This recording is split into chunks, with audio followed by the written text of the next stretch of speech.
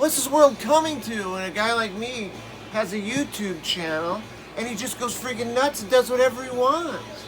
I'll tell you what kind of world it is. It's a wonderful world, and I love it. So what's going on, vinyl community? Here's what we're rocking to right now. This is kind of a cool little like garage, like 60s garage revisited sometime in the 80s. They're called the Miracle Workers, and it's called Moxie's Revenge. These guys definitely have the like 60s like look, like like blues. They look like Blues Bagoos or something like that with their haircuts and stuff. Cool album though. I dig it. I love garage music, so why wouldn't I like it? And I love 60s. So hell yeah, welcome to the Cosmic Realm, y'all. Welcome to Cosmic Vinyl. I'm Brian, of the Cosmicness. I'm two-fisting it tonight. McDonald's Diet Coke, and ready to crack a freshie. I'm ready to crack a freshie. This one's the usual Miller Lite pint. Oh. Alright, so let's get to it. You guys might notice that I'm punching out a lot of like vinyl finds videos lately, and there's a reason for that, because I'm almost to 50. I think I'm at like 45 vinyl find videos. Of course, there's so much stuff in my collection that I've not shown, that I've, found. It's vinyl that I found, like a vinyl found that I haven't shown. I could have been hit 50 a long time ago, but you do these other things like contests and threads and whatever else in between. But so yeah, I'm pushing to that 50 mark though, and maybe at that 50 mark is when I might like do my very first contest, which I have yet to do a contest since joining the VC. I've placed in a couple of them, and I've made videos for lots of them. It's time to maybe throw my hat in there and get it done, you know what I'm saying? And that might even push me over to maybe the 500 subs thing. Not that matters, but God, if I could get 500 subs, I mean, I'm not gonna lie to you and say, oh fuck, I don't want 500 subs. I would be proud of that. A lot of people, and I including myself, I've said I don't give a crap about subs or whatever, or I definitely don't care if I ever make any money doing this, because I'll never make any money. But one thing I will say is I do care that people would watch and have any interest in seeing the records that I show. So yeah, that 500 subs thing would mean a lot to me. So I'm not gonna lie and try and put up this like, oh, I'm so edgy that I don't give a shit about that or whatever. So anyway, forgot what I was talking about. Oh, vinyl finds video. So I'm going to show like 5 records here. Also want you to know that I am currently working on part 3 of the bubblegum rock. So that should be coming up within, I'm going to say a week maybe, or 2, I don't know. Because I'm also doing a couple other ideas I'm kicking around, something to do with a little bit of the occult and rock and roll and stuff. I've got that. I got my hands in a couple of different things I want to do. So, but right now, let's get on with this vinyl finds before this turns into a halfie, meaning half an hour. All right, first thing. Let's see here. This is a really cool album cover, by the way. I've left this sitting in my local shop for a while now. I finally decided I had to have it. And that's an album called Gamma 1 by the band Gamma. So get a good look at that crazy like cover art. And then there's the guys from Gamma in the back there. They're an American band formed in San Francisco by guitarist Ronnie Montrose. Of course, everybody knows who Ronnie Montrose is. And from Montrose and, Bad Motor Scooter, Sammy Hagar was in Montrose. But yeah, Ronnie, after disbanding the band Montrose, put together this Gamma. He took like 2 or 3 guys from the Montrose band and brought them together for this. Not a super group, but this collaboration here. So, also he formed by singer Davey Pattinson. So, 1979 Gamma. The first I heard about Gamma, I was in high school, and we have a junior college here in this town, and Iowa Central Community College. Go Tritons! That's where I graduated from, associate's degree in nursing.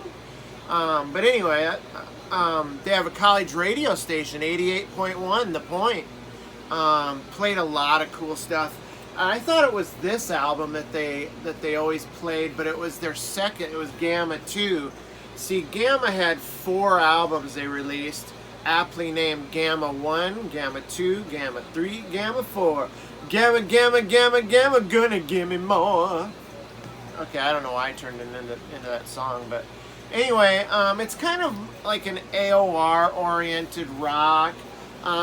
Brings me to think that maybe, like, if I had to compare it, like a Bad Company, like that's kind of like a Paul Rogers Bad Company, and almost like the singer is imitating the singer from Bad Company on this. But there was a hit single off of this album called "I'm Alive," which is a cover of the Hollies' 1965 song "I'm Alive." So yeah, good stuff.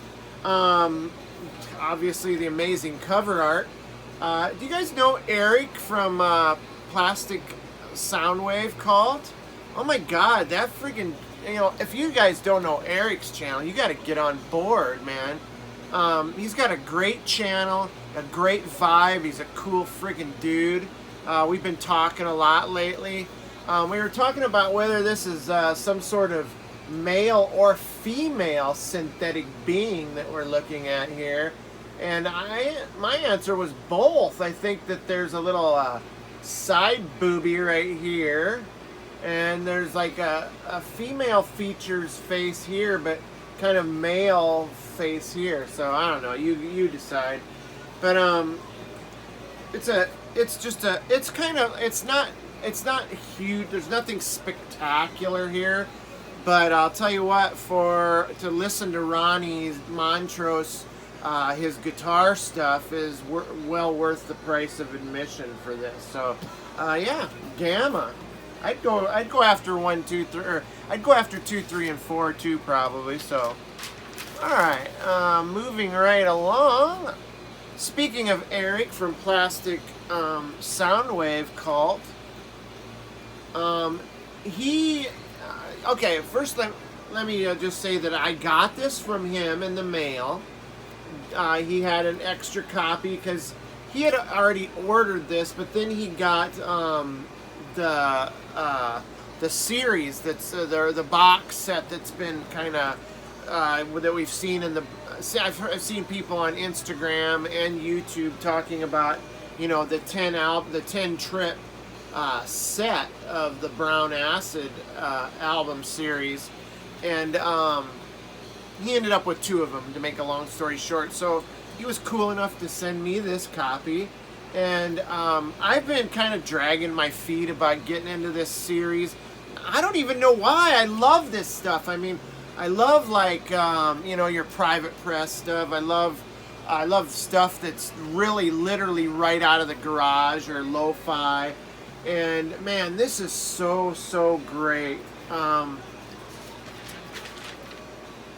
It's like I said, I've seen lots of people picking up the box, and for the box alone, I guess it's like $50 that they're in.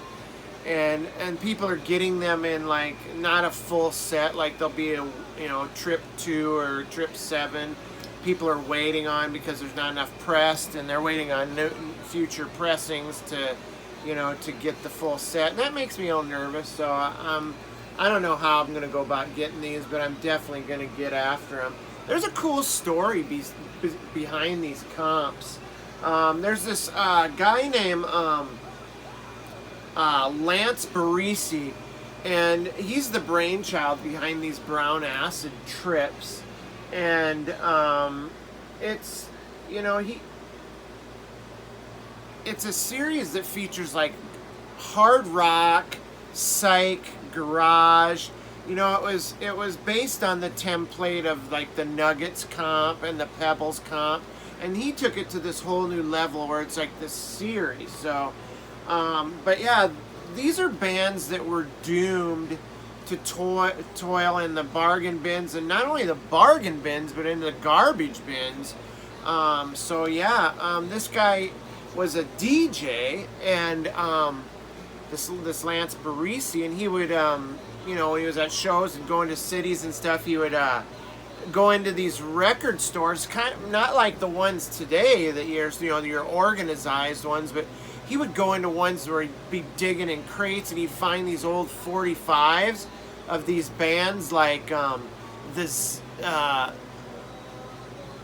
Zeeks or Zebra, Bob Goodsight, Raw Meat, Punch, Bacchus, Josephus. I mean, he found these 45s, and he wanted to put together this comp because he was digging what he heard on these records, and he wanted to give these guys, bring some of this stuff to life, right? So, and I guess the hard, I don't want to go into too much detail, but the hard part was reaching out to these bands that were, long ago had, dysfunctional or, lack of funds or promotion. They had gone, they were done and out, kaput, right? Well, he'd find a way to reach out to the living members of these bands. Yeah, some of them were gone, and ask for, get the rights to produce or to do this album, to put it on an album. And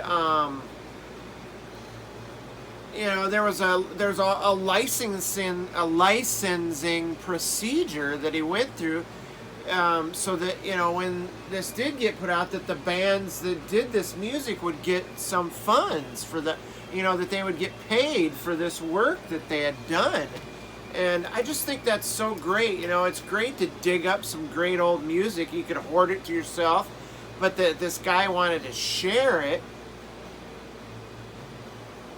And not only that, he wanted to get these guys, the artists that came up with the music, he wanted to get them not only paid, but get them some recognition as well.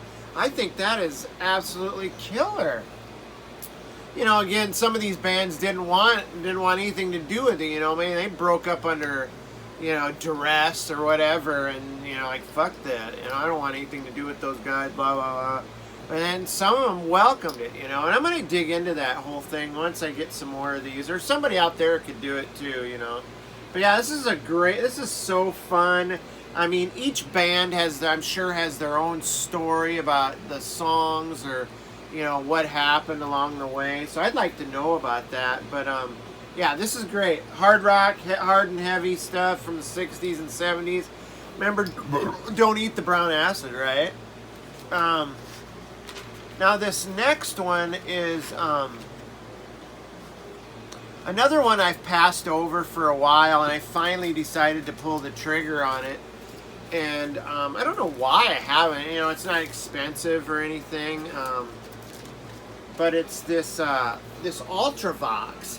Now I have seen this shown on the VC, or maybe I've seen it shown on Instagram. I can't name names like who showed it, but this is the debut record of Ultravox, released in 1977.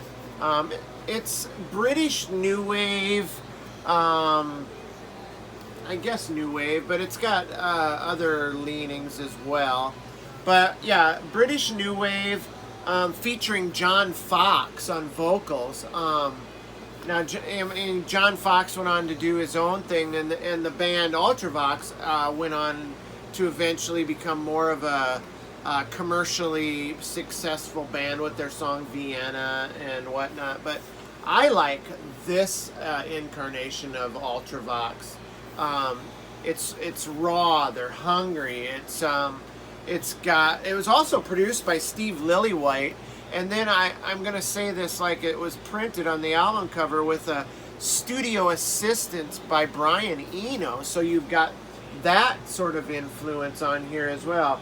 So you've got just some great, like, you know, it's pre-punk. It's actually, this album is pre-British, 70s punk. So you've got like some good kick-ass raw guitar work. You've also got it. I mean, it's not quite punk, and it's not quite new wave. You have to kind of imagine in between there, but and a lot of it's based on like 50s and 50s rock and roll. But yeah, I totally dig this. There's even, besides the punkiness, there's a little bit of reggae in there. Some great keyboards here, some use of the synthesizer, and of course I've already mentioned the cool rockin' guitars and some great, just heavy bass. Some songs got it's just some crazy stuff, but yeah, I love it, man. This is, I'm not sure why I put off picking this up. I really don't. There's songs on here like, oh gosh, if I could see, this is what you get when you forget to take off your mind shields. But these are all great songs. There's some really like quirky stuff on here too. My Sex. I think there's even maybe a Damned cover on here. I don't know, but this is something I highly recommend, man. And anything by John Fox too after this is really cool too. If you like Gary Newman, check that shit out. But yeah, this is a cool album cover. Great stuff. I want to show you this this record label too, because it's pretty goddamn sweet as well. I mean, it's just on Island Records, but it's got like their custom the name on it. It's got the I there for Island Records. Dig it! Nice heavy black inner sleeve. Yeah, Ultravox. Hey, I've been listening to a lot of metal lately too, you guys, and I'm starting to kind of get back into the metal scene, and I think you're gonna start seeing me show some more metal records. But this is an album that I had when I was a kid, like in high school, that I absolutely adored this band. My friends were listening, some of my friends were listening to stuff like REO Speedwagon and Foreigner and Journey, and I was delving into stuff like this, like Rainbow, Deep Purple, Sabbath.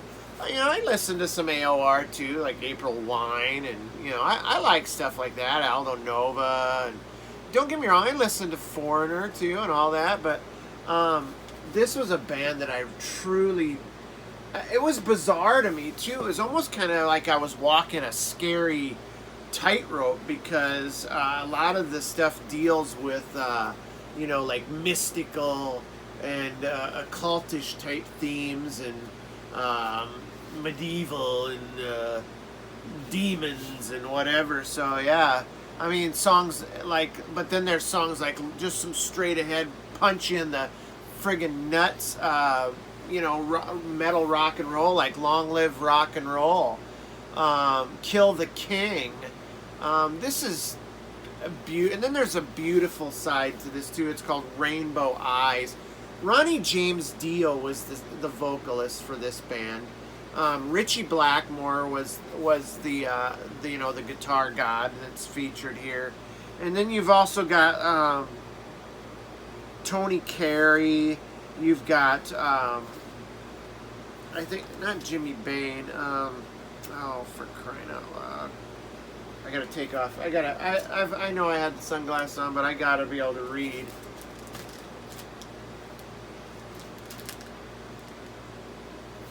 Oh. Gosh, it doesn't even say it. Oh, Cozy Powell. That's what I was trying to think of. But yeah, this is so good. And you know, when after Dio left Rainbow, this was the last album to feature Dio as the vocalist. After he left Rainbow to go on his own solo thing, he still, even up until the time he passed, which is, you know, I miss Ronnie, I really do, man, because he was such a great artist.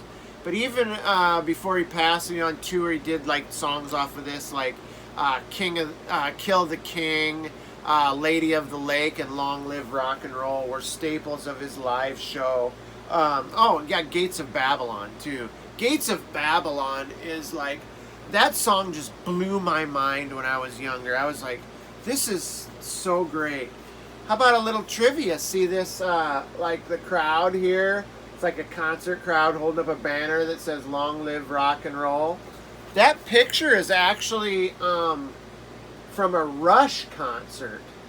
And they just airbrushed over, I don't know, or whatever they did, but they covered up the Rush emblem there with Long Live Rock and Roll. And all these kids that have black t-shirts in here that were Rush t-shirts, they just airbrushed those all black. So yeah, that's from a Rush show. How crazy is that? See, you get the inside track with Cosmic Vinyl. You get the little things, the trivia, the inside, news, whatever. Anyway, one more. This is something that I know that my friend Vinyl Richie might like. But this is another record that I continued to blow off. I had it in my queue and to buy it online for so long, and I just kept blowing by it, and there was only one left, and I finally said, what am I doing? For $15, let's pull the trigger already. Charged GBH, the very best of.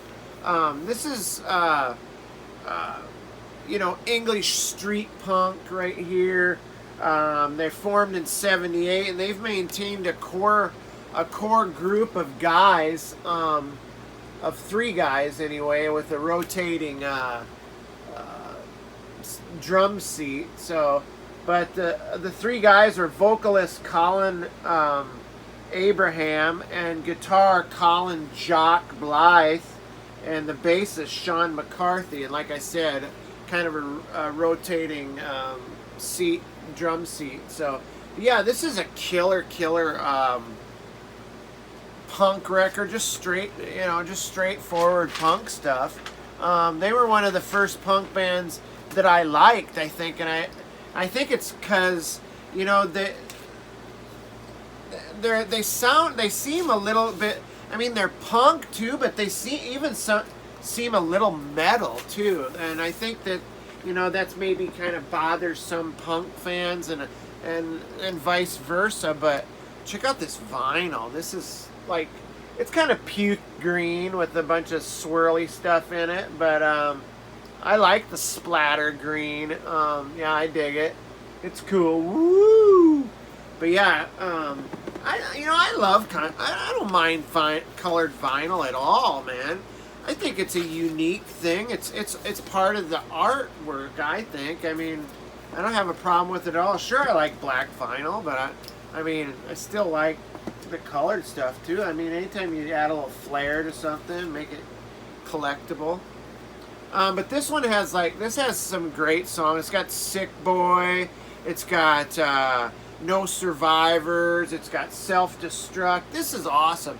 This does have some like speed metal leaning, so any of you thrash guys or speed metal guys would love GBH. GBH, by the way, one of the guys went to court for a charge of grievous bodily harm, GBH. So there you go, the name. God, I just think that guy in the back right there, And that guy right there, check out this bullet belt. God, and his friggin' spiky hair. I always wanted to do that with my hair. I could do it for a little while in the 90s, and then I started getting kind of thin around the back, and it looked stupid, so I had to quit. But, yeah, GBH, Vinyl Richie, that one's for you, my friend. Oh, speaking of colored vinyl, I do want to show you this brown acid that I got from Eric. Thanks again, Eric. That was really cool of you to send this. I really appreciated that a lot. And I really appreciate the time we've spent talking and stuff too, man. But yeah, check that out. Woo! That's some serious, like fluorescent green vinyl there with the Riding Easy label. Riding Easy record label. My God, they've got some great stuff on their label. Just some killer music. So yeah, check out the Riding Easy label if you can. They've got lots of great music on there, artists that you don't always hear of every day, and stuff that you might get into, I think, knowing. Why am I doing this? Why am I trying to force this? Don't force it! Don't force it! It hurts! Alright, anyway, that's it. That's my Vinyl Finds video. I hope you dig it. You guys, gonna see you out with the Mind Shields on. Gonna give you one last toast here, and then I'll tell you all good night. Have a great night tonight. Oh, so good. Have a great day tomorrow, you guys.